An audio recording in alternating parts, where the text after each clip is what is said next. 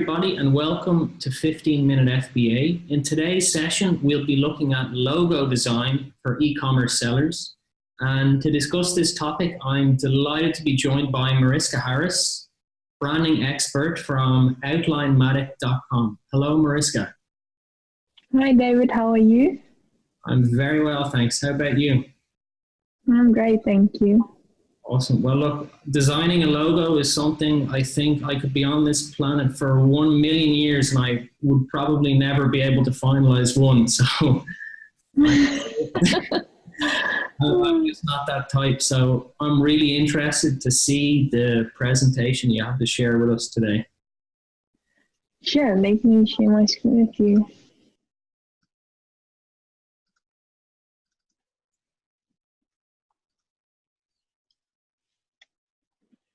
Okay, so branding tools available to Amazon sellers, as you know, logo, insert, packaging, photos, and etc. Now, on the top of my little circle graphic here, I have logo, and that's why I truly think it's one of the most important branding tools that you can have is a logo. Because I say that is, your logo design is basically your business's signature or your business's identity. So if you take a look at those three logos I have here at the side, the first two are only the graphics of two very, very famous logos, and then the third one is a typographic logo that everyone around the world knows, and it hasn't changed much over decades. And that's some good examples of timeless logos. But if you have something, for example, like your Amazon logo, just that little smile arrow there, everyone knows it. Everyone knows what it stands for. That's all Amazon needs, even just the color, to make people know that Amazon's here. And with the Nike swoosh, the Nike swoosh is personally one of my favorite logos ever. It's something that's so timeless. It's one of the best little ticks imaginable.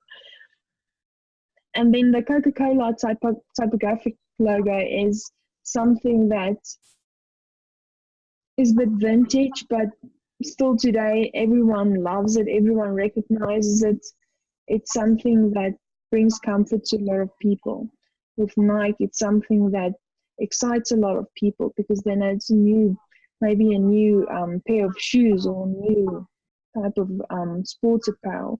With the Amazon Smile, it's a new package in the mail that you clicked on, and here it is at your home. So, yeah, the main reason for logo design is to have your brand be recognized. It's the emotional tie between you and your consumers, and a brand identity definitely increases your company's value. If you have something just with a name in a poly bag and there's not really a brand around it, it's not going to have much of an impact. But if you have your little logo stitched on there, on an insert, on the packaging, everywhere you have this little logo that represents your company, it's definitely going to start to get noticed, and eventually it builds brand loyalty. I guess that's the importance of the logo, right? As you were alluding to there, it will be on your inserts, your packaging, your products itself, your website. It's one of the building blocks, I guess, of a brand. So it's certainly you got to invest time into getting it right. I think it's basically your main building block. It's your foundation, definitely your foundation. Okay, so let's get to the do's of logos. I actually should have done the don'ts first, but yeah, let me do the do's first. So keep it simple and practical. You can skip to the don'ts. Yeah. It's going to be more powerful that way and go back. Yeah, maybe we should do the don'ts first because it's always going to come back to the do's. So I'll do the don'ts first. Don't overuse effects. Now, what I mean about overusing effects is something like gradients, drop shadows, glowing effects, stuff like that. It's it's amateur. It's not good. It can't be used on any background. It can't be used on any type of if you say you want to emboss or engrave your logo, that effects can't be seen when you use that too much. You know, you can use a gradient and you can use a drop shadow here and there, but some people make use of all of once you make use of all of those effects, and it doesn't work. And then detailed illustrations. Why I say not having detailed illustrations is you want something impactful, Sorry, Mark. but simple. Yeah. Just to clarify, there was a word or a couple words you said earlier. You said emboss and engrain. So that refers to when you're dealing with a supplier, I think, when you want to get your logo actually on your product, right? So Yes. yeah, so if it's a super complicated logo, the supplier is either going to say, I can't do that, or it's going to be prohibitively expensive to put it on the product. Is that the... Yes, that's Okay. that's basically the two main things, as you said. Either they won't be able to do it, or it's going to be very expensive. You have to a good way to test if your logo is going to be able to be embossed, engraved, foiled, anything to actually apply that logo to your product is if you can have your logo in one solid color. Then that will give you a good indication if it's going to be able to be used on a bunch of surfaces. Okay. So yeah, that's also the other thing is detailed illustrations. If you're going to have something too detailed, your logo is going to always have to be so big on your product or on your packaging or everywhere so people can actually see what's going on there. So I'd steer away from highly detailed illustrations as well. And then stale and overused fonts. If there's something of one certain font that I can say never to use, and we as designers, this entire office would cringe if someone emails us and say, please use Comic Sans. Sorry? I was going to guess Times New Roman, but I'm wrong. Oh, really? Oh, yeah, okay. That's one as well, but Comic Sans, oh my goodness, no, you just don't. Okay, good. Just, yeah. But Times New Roman as well, no. But yeah, there's a bunch of other fonts as well, but those are the main ones, really. And then making use of too many colors. I definitely limit logo design to 3 colors, not more than that. And not to make use of photos. Once again, it comes down to detailed illustrations, overuse of effects. If you want to have a logo, a photo logo, you won't be able to emboss or engrave that on products. Have it too small somewhere where people won't be able to recognize it. And that's where I'm coming back to the do's. So it's the last point, but I'll get back to that, is having your logo in a vector format. So the juice of logos is to keep it simple and practical. Now, by simple and practical, it doesn't necessarily mean having one letter and one word. It can be something where you have a little mascot, or like Apple, who doesn't, a bite out of an apple doesn't necessarily relate to what the products that Apple sell, but it's what they stand for, and it's a practical logo. It can be applied to anything, anywhere, and everyone knows what it is. Suit your company or product. That's where I just explained to you, as where Apple is not necessarily linked to their products, but it does suit their company. Their company is simplistic, minimalistic, clean. That's how their logo suits their company. And then be clear, recognizable, and timeless. If you have a look at the logos I showed earlier, Nike, Amazon, Apple, there are a few more that I can mention, but a lot of these famous logos of today are timeless. They can be used, they were designed probably like 100 years ago, and still today they fit in with everything. People just, the companies only made small changes to those logos, and that's also a good indication of a good logo, is when you don't have to drastically change your logo design, because it's so nice and simple, it can be applied everywhere today.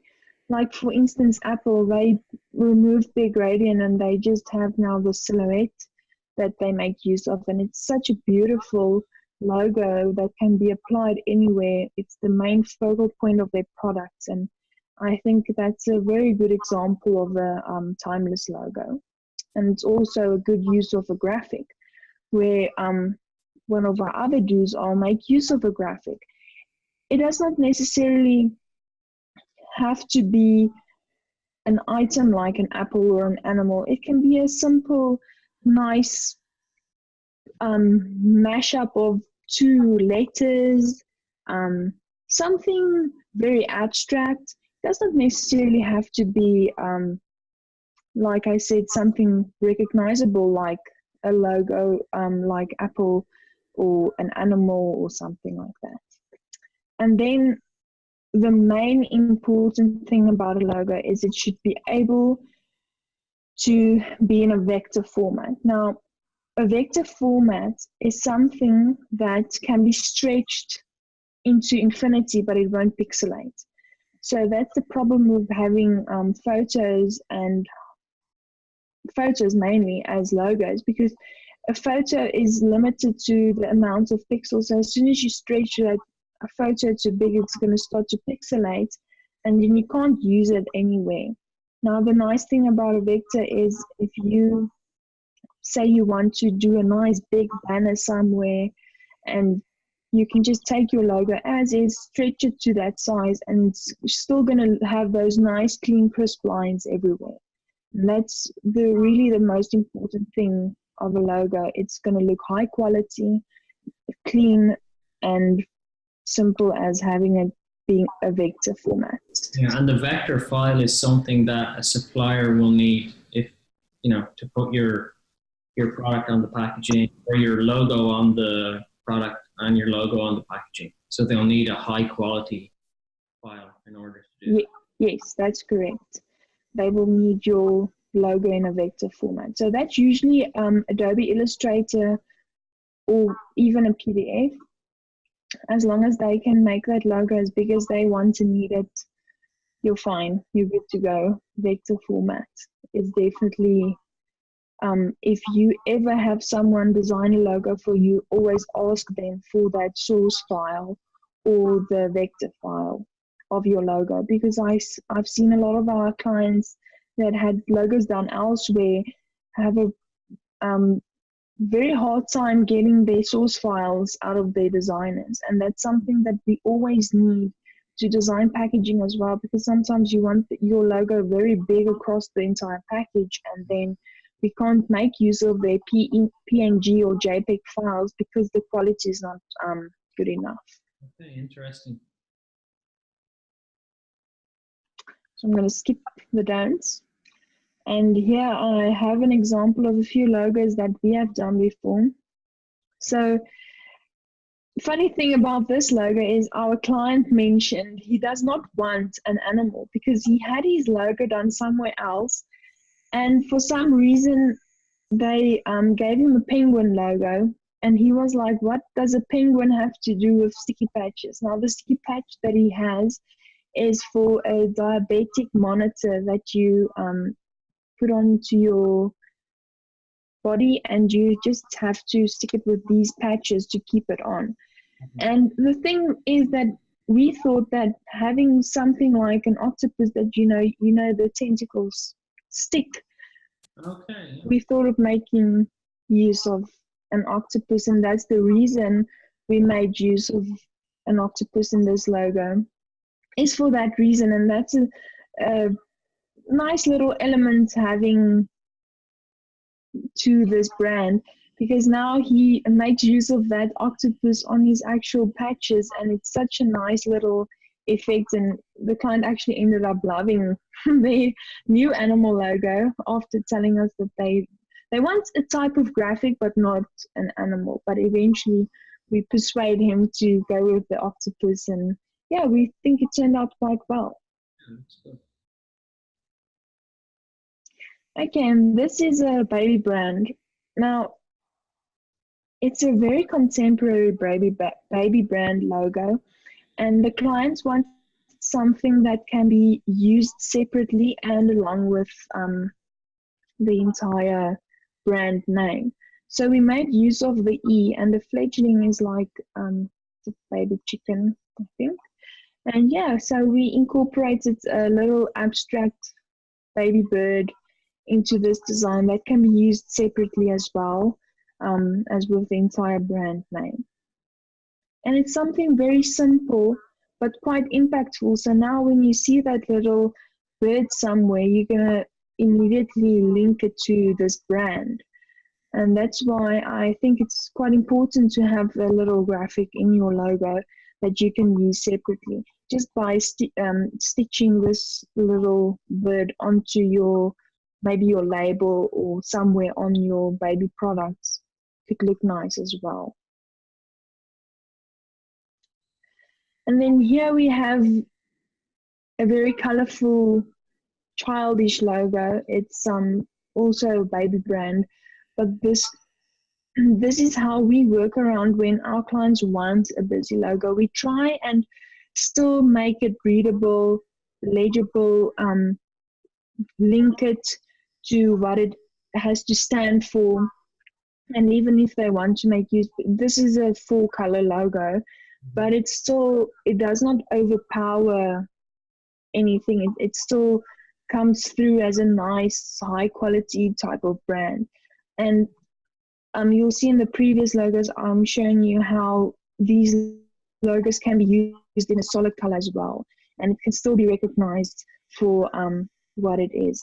And we try and always make use of fonts and everything that will tie everything together, and that's something that's very important. If you have, for example, a graphic like these smiley faces and you use a font like Times New Roman, those two are not going to go together. Yeah. And sometimes we have to show it to our clients first to make them realize that, it's not going to work, because clients get emotionally invested into their logos and their brand names.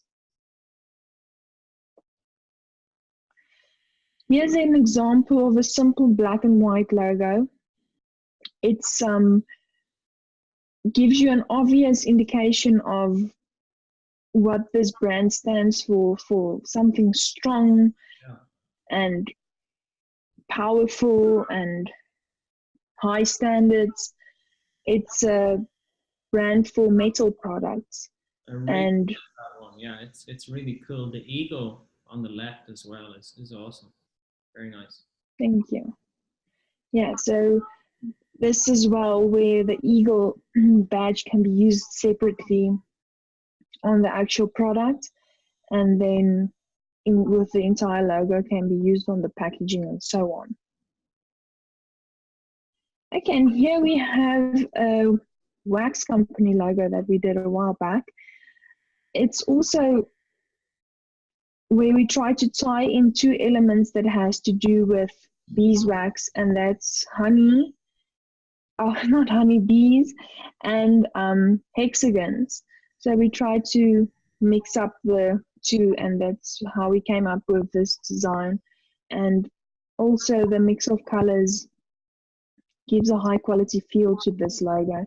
And this actual graphic is used to get imprinted into the candles as well.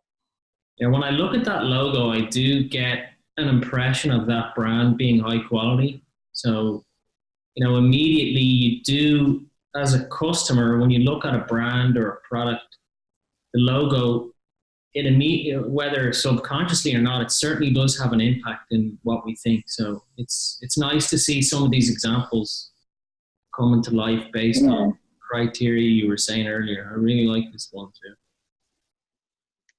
Yeah, your logo definitely gives a first impression of your overall brand, and I think that's why it's really important to have a very nice logo and really put some thought and effort into your logo design. Well, so that's also something that Alpinatic offers. We do logo design.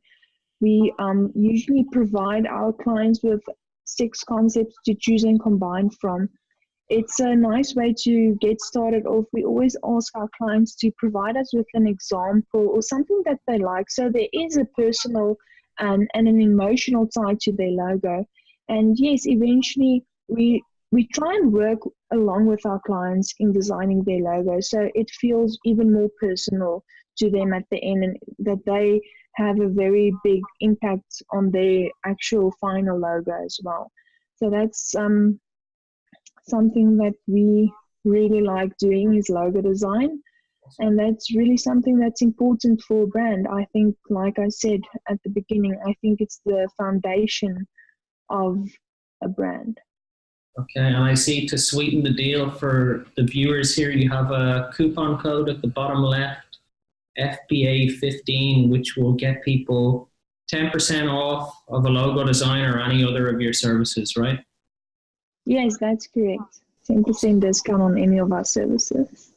Thanks, Mariska. Well, look, I think that was a really good presentation. It certainly helped bring me up to speed on the world of logo design, and it was nice to see a couple of examples there as well at the end. So really appreciate your time, and yeah, have a good day. Thank you very much. Thank you too. Thank you. Bye-bye. Bye.